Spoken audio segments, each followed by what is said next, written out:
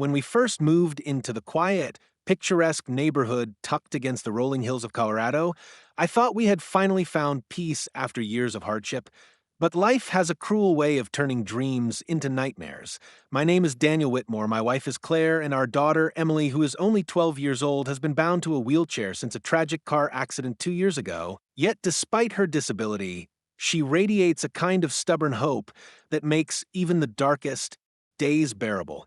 And for a brief time, we believed this new house, this new beginning, would help her heal. The street was lined with freshly painted homes, trimmed hedges, and a lake that shimmered under the afternoon sun.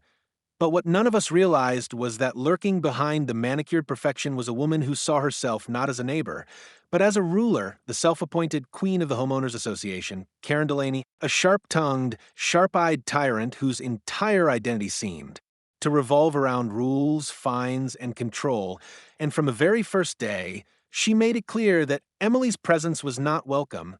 She watched us unload the moving truck with arms crossed, lips pursed, and when Emily tried to wave at her from her chair, Karen turned her back with a scoff, muttering something about lowering property values, and I'll never forget the way Claire's face fell, her excitement dimming like a candle in the wind. But we told ourselves it was just one rude neighbor, nothing more, and tried to focus on building a life here, though the signs of trouble began almost immediately. Letters slipped under our door citing imaginary violations, glares whenever Emily's laughter carried across the cul-de-sac, and whispers at the HOA meetings that seemed to stop the moment we entered the room. Still, we tried to rise above it, believing kindness would disarm cruelty, but Karen was relentless, and it was Emily who bore the brunt of it, the woman targeting her with petty complaints like her wheelchair leaving marks on the sidewalk or her service dog barking once in the night, things no decent human being would notice. Yet Karen noticed everything, always circling like a hawk, and Emily, who had fought so hard to accept her new reality, began to retreat into herself, her once bright eyes dimming as she asked questions no parent should ever have to answer. Dad, why does she hate me? Why does she look at me like I'm broken? It broke me every time because I didn't have the answers, and as much as I tried to shield her, Karen seemed determined to break her spirit, showing up unannounced to inspect our yard, interrupting Emily's physical therapy sessions at the park with loud complaints, and once even sneering at her, saying, maybe if you tried harder, you wouldn't be stuck in that chair. A comment so vile I had to physically restrain Claire from lunging at her. But what I didn't know then was that Karen's cruelty was not random. It was escalating, growing darker, her obsession with power twisting into something dangerous. And though I brushed off the warning signs, the way she lingered too long when Emily wheeled near the cliffside trail that overlooked the valley, or the way she whispered to herself with a sick smile whenever Emily passed by, there was one moment that should have told me everything. One evening, as the sun dipped behind the mountains and painted the sky blood red, I saw Karen standing at the edge of that cliff, staring down into the abyss with her arms folded, and when Emily wheeled up beside me and called out a cheerful hello, Karen's head snapped toward her, her eyes narrowing with such cold, calculating hatred that my stomach dropped, because in that instant it felt less like we had a neighbor and more like we were living beside a predator waiting for the right moment to strike. And though I shook it off, convincing myself it was just paranoia, deep down I knew something was coming, something far worse than I could imagine. Life in Willow Ridge should have been peaceful, but for Marcus Hale, his wife Rebecca, and their 10-year-old daughter Sophia, it was anything but, because Karen Prescott, the self-proclaimed guardian of the HOA, had turned her watchful cruelty into a daily torment, and with every passing week, the weight of her malice pressed harder against their fragile family. Sophia, bound to her wheelchair after childhood illness left her legs paralyzed, had once been the sunbeam of the Hale household, a girl who could brighten a room with her laughter. But lately, her spirit was dimming under Karen's relentless scrutiny, for the woman seemed to take personal offense at every smile, every laugh, every attempt Sophia made to live like any other child. It began with fines, bogus notices for leaving the wheelchair ramp too close to the curb, or for supposedly damaging HOA property when Sophia's service dog left paw prints on the community walkway. But it didn't stop there, because Karen was not satisfied with paper punishments. She wanted humiliation, and she orchestrated it with precision. Cornering Rebecca at HOA meetings with snide remarks about Sophia being a drain on resources, whispering to other parents at the park that the Hales were milking sympathy, and making sure Sophia was never allowed to join the neighborhood kids for games at the clubhouse or pool, rules conveniently enforced. When the disabled girl was involved, Marcus, a man already carrying the heavy silence of his military past, tried to hold it together, tried to remind his daughter that cruel people were powerless unless you let them win,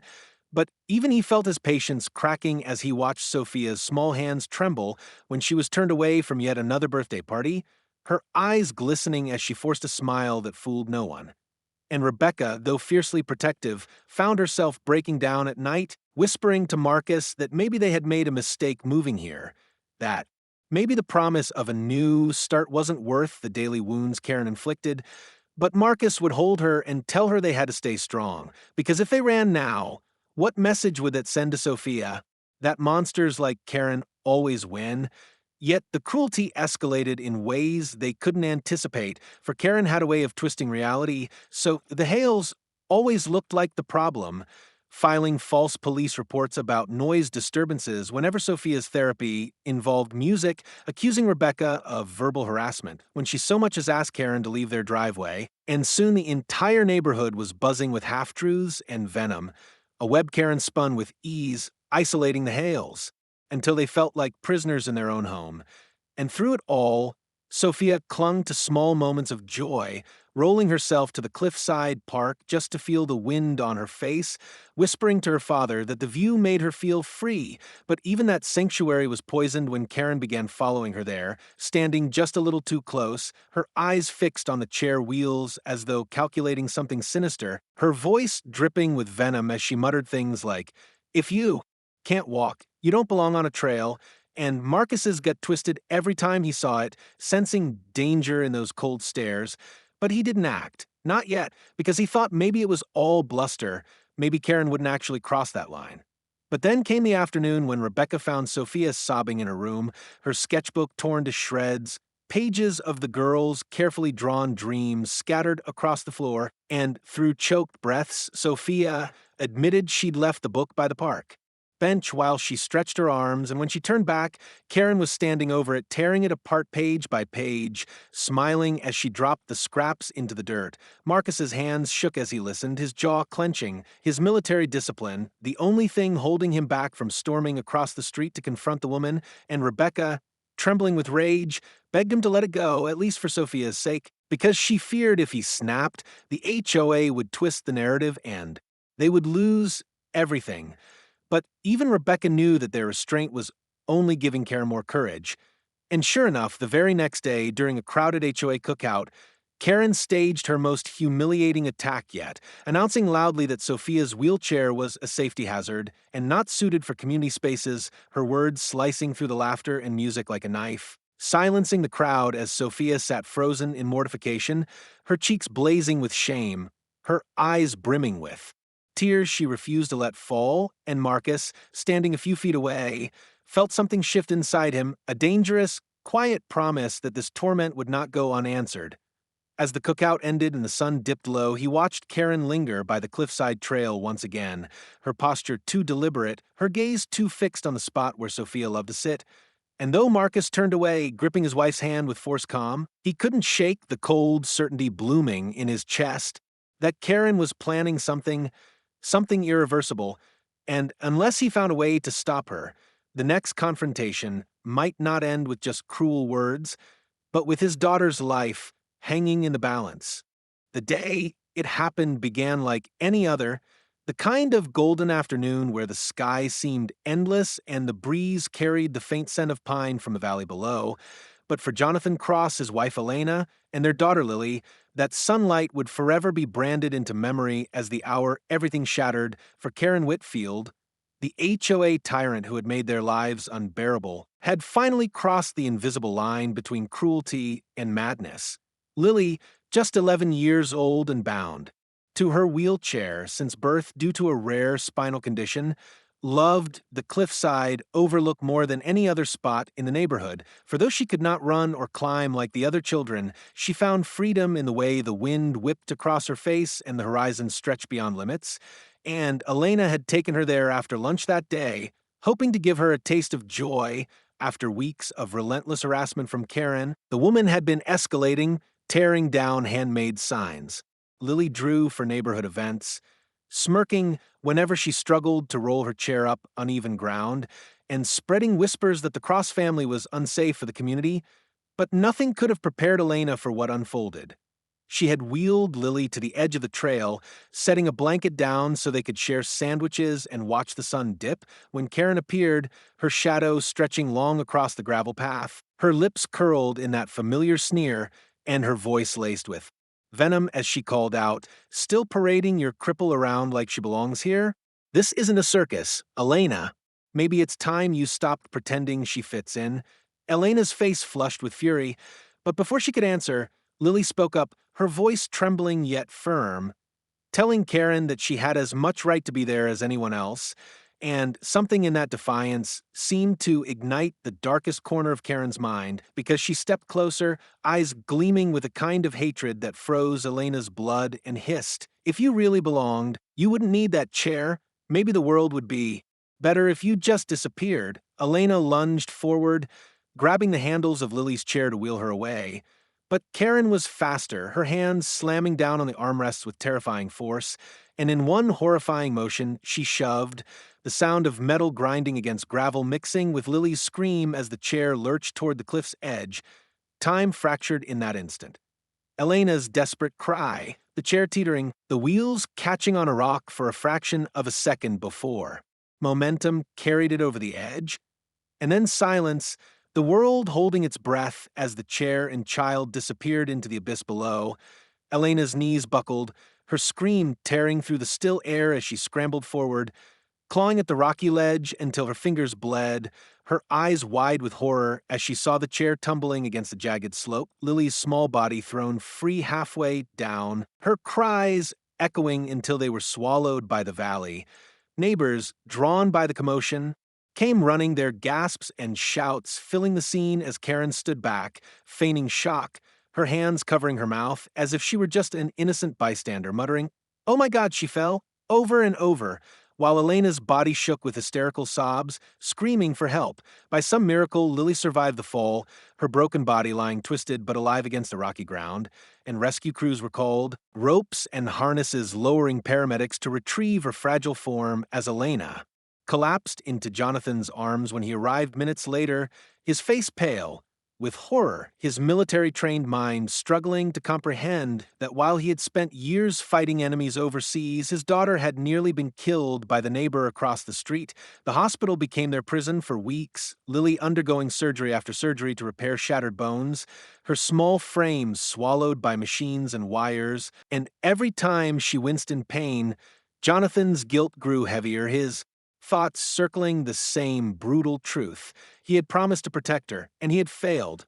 Worse still, the police report labeled the incident inconclusive, with Karen insisting she had been trying to stop the chair from rolling and several neighbors, either too afraid or too complicit, refusing to contradict her. And though Elena screamed in frustration, demanding justice, the system shrugged, leaving Karen free to strut around the neighborhood while their daughter fought for her life. Jonathan, silent and hollow-eyed, sat night after night by Lily's bedside, clutching her hand, his mind replaying the image of Karen's hands on the wheelchair, the gleam in her eyes, the smug lift of her chin when officers told her she was free to go, and something inside him began to fracture, an old part of himself he had buried after the war stirring awake, whispering that justice wasn't always found in courts or reports, that sometimes it had to be taken back with your own hands, and though he kissed Lily's forehead and promised her she would be safe, deep down he was already planning, the soldier in him sharpening, the sniper within him beginning to stir. Because if the world thought Karen Whitfield could harm his child and walk away untouched, they had forgotten who Jonathan Cross truly was, and what he was capable of when someone threatened the people he loved. They called it an accident, but for Thomas Grayson, there was nothing accidental about the sight of his daughter Mia lying broken in that hospital bed, her small body swallowed by machines that beeped and hissed, while bruises painted her skin like a cruel map of suffering. And every time her eyelids fluttered in pain, something inside him died. He had once been a man who believed in order, who trusted the system to punish the guilty, but years of service as a sniper in the Marines had taught him the brutal truth that sometimes the enemy wore no uniform, sometimes they lived right across the street, and when Karen Ellison smirked as the police declared there wasn't enough evidence to charge her, Thomas knew the war he had left behind had found him again. This time not in a desert halfway across the world, but in his own neighborhood. Elena, his wife, begged him to hold on, to stay calm for Mia's sake, whispering late at night that maybe if they pressed harder, maybe if they hired a lawyer, justice would come.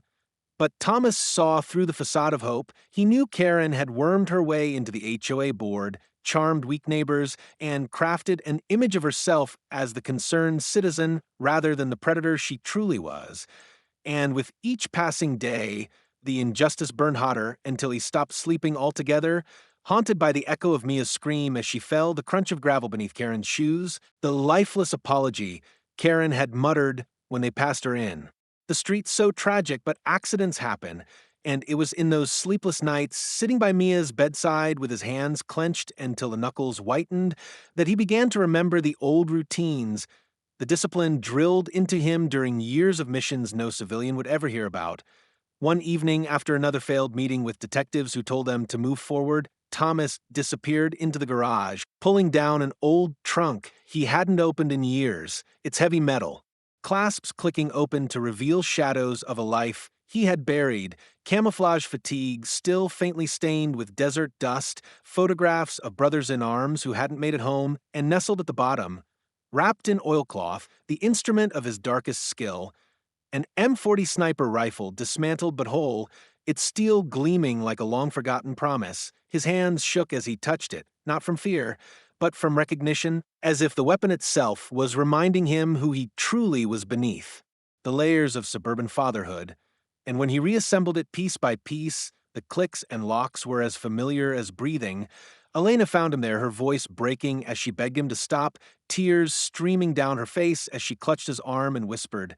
"Thomas, if you do this, we'll lose you forever." But his eyes, once warm, had gone cold, his voice a low rasp as he replied, "I already lost myself when she pushed Mia off that cliff. This isn't about me anymore. It's about making sure it never happens again." He began vanishing for hours at a time after that, returning with mud on his boots, the faint scent of pine clinging to his clothes, his movements sharper, his posture straighter, and though Elena tried to convince herself he was only scouting lawyers or venting his anger on long drives, deep down she knew he was mapping Karen's routines, tracking her every step, her walks to the clubhouse, her smug gatherings with HOA allies, even the time she lingered at the cliff as if reliving her crime. Thomas kept notebooks now, filled with diagrams of rooftops and angles, notes on wind direction, entry and exit points, all the meticulous planning of a soldier preparing for a mission. And when Elena confronted him, he didn't deny it. He simply told her that justice was no longer in the hands of men who wrote reports and signed papers.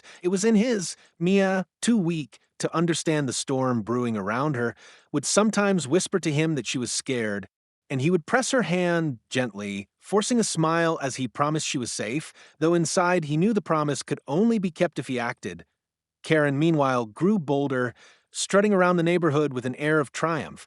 gossiping loudly about how the Graysons should move back to where they belong, even daring to smirk at Elena outside the grocery store, her voice dripping with cruelty as she said, "You should be more careful with her next time," a taunt that confirmed what Thomas already knew, that she had no remorse, no fear, only arrogance. And so, late one night, when the house was silent and Elena slept with tear-streaked cheeks, Thomas sat alone in the dark, the rifle laid across his lap, and whispered to himself the mantra that had carried him through war.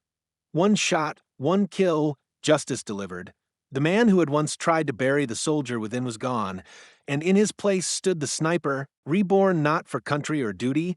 but for the most sacred mission of all, a father's vengeance. In the weeks that followed the so-called investigation's collapse, Matthew Cole transformed from a grieving father into something far more dangerous, something honed by years of service and sharpened by rage, because while the neighborhood carried on with its potlucks and HOA meetings, pretending nothing had happened, Matthew was studying, watching, planning, moving through the shadows like a phantom no one could see. His daughter Hannah lay in the hospital still recovering, her small frame wrapped in casts, her voice weak, but brave as she told him she wanted to see the stars again from the cliff, and those words burned into his chest like fire, fueling every step he took as he tracked the woman responsible. Karen Malone, the queen of Willow Heights, who strutted about as if untouchable, laughing too loudly at her garden parties, walking her dog in the evenings with that same smug expression, even pausing at the cliffside, overlooked to gaze out as though admiring her handiwork, the fall she had orchestrated and nearly gotten away with. Matthew's training returned to him in waves, the instincts he had once relied on in foreign deserts resurfacing as he scouted rooftops for line of sight, tested the echoes of gunfire at night with a silencer in hand, and recorded Karen's routines with the precision of a man mapping enemy territory. Neighbors whispered about seeing him out late, sometimes standing motionless at the edge of the street with eyes fixed on the Malone house, but when asked he would only smile tightly. And the truth was that while Karen slept peacefully behind her locked doors, Matthew was perched in abandoned sheds or crouched in the tree line with binoculars, noting every detail. The time she left, the windows she left open, the way she carried herself with no fear, because she believed she had won.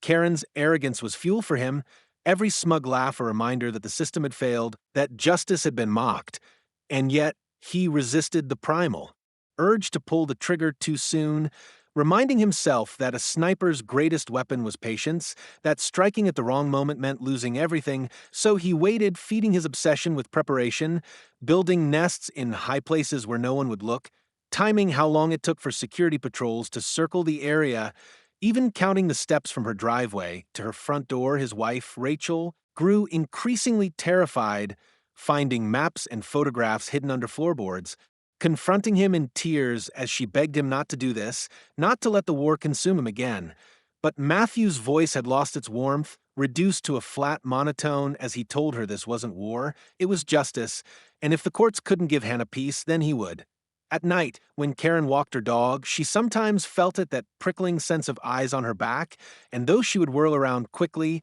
the street always looked empty, no sign of movement except the sway of trees in the wind. But in truth, Matthew was there, hidden in the brush, his rifle scope locked on her every move, his finger brushing the trigger, just enough to taste the possibility,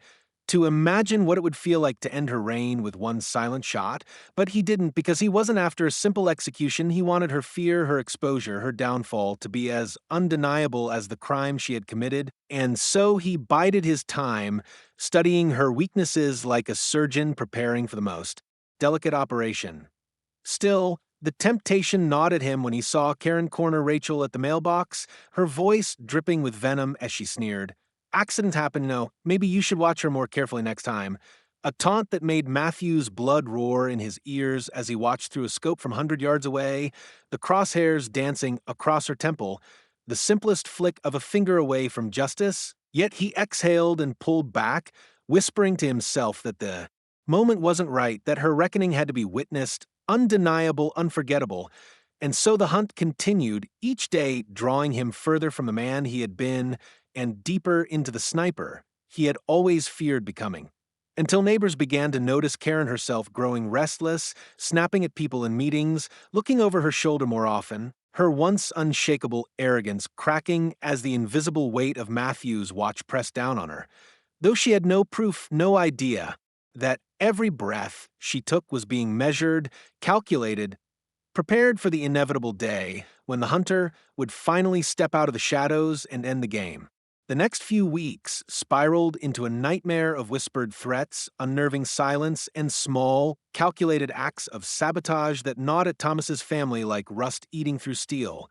One morning, their mailbox had been ripped off its post and smashed against the curb. Another day, a brick with the words "Get out or else" scrawled in thick black, paint came crashing through the living room window, and while the sheriff's deputies shrugged and filed half-hearted reports, Thomas knew this was Karen's way of reminding them that the HOA wasn't just a homeowners association, it was her personal kingdom, ruled with fear, gossip, and intimidation, and now she had set her sights on driving them completely out of the neighborhood. But beneath Karen's smug confidence lay a dangerous ignorance, because what she didn't know was that Thomas, hardened by years of covert military missions, had begun mapping her every move with sniper-like precision, setting up observation posts around the property, hidden trail cameras in the woods, and even a listening device discreetly tucked into a rotting fence post near her backyard gazebo, where she often hosted her scheming tea parties with HOA board members.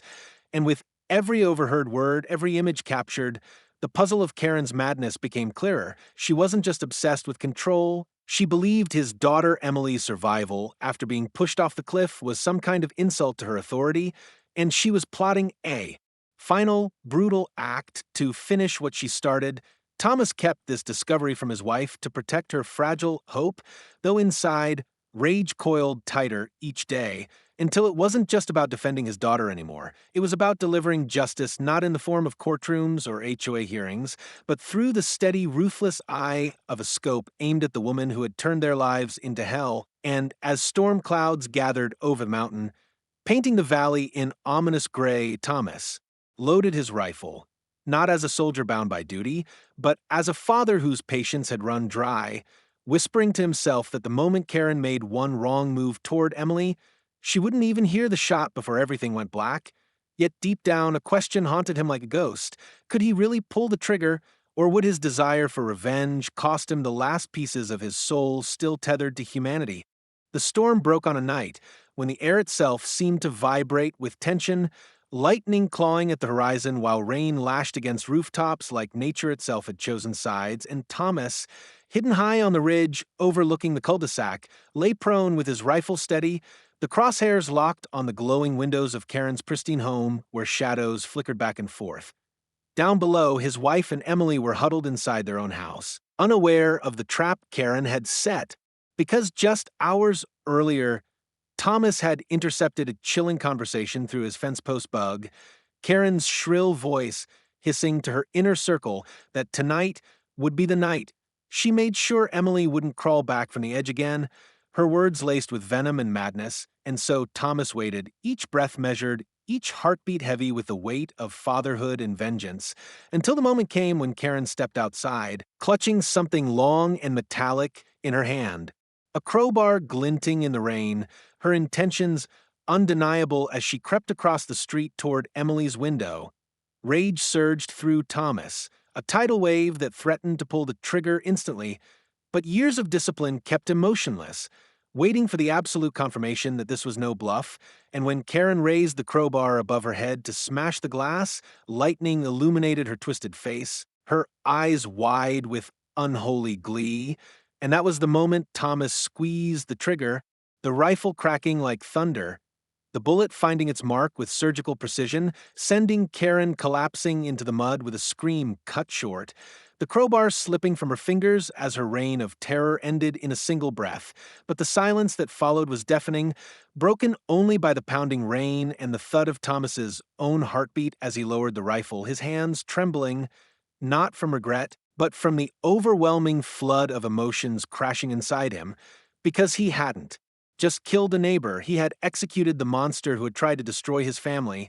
and though sirens soon wailed in the distance, drawing closer, Thomas felt no fear, because the evidence was clear. The cameras were rolling, the threats were recorded, and the world would finally see Karen for what she was, a predator brought to justice by the father she had underestimated. Still, as deputies swarmed the scene and neighbors gathered in shocked silence, Thomas couldn't shake the hollow ache in his chest, the knowledge that his daughter's laughter and survival had come at the cost of him stepping once more into the shadows of violence. And yet when Emily, fragile but brave, wheeled herself to the porch to see her father standing soaked and solemn in the rain, her small hand lifted in gratitude, Thomas knew it had all been worth it, for she was alive, she was safe, and no HOA tyrant, no neighborhood gossip, no monster masquerading as a neighbor would ever steal her light again. And with that truth burning in his heart like a vow, Thomas walked toward his family, not as a soldier or a sniper anymore, but as a father who had done the unthinkable to protect what mattered most, ready to face whatever judgment came next, because some battles weren't fought for medals or glory, they were fought in the name of love, and tonight love had won.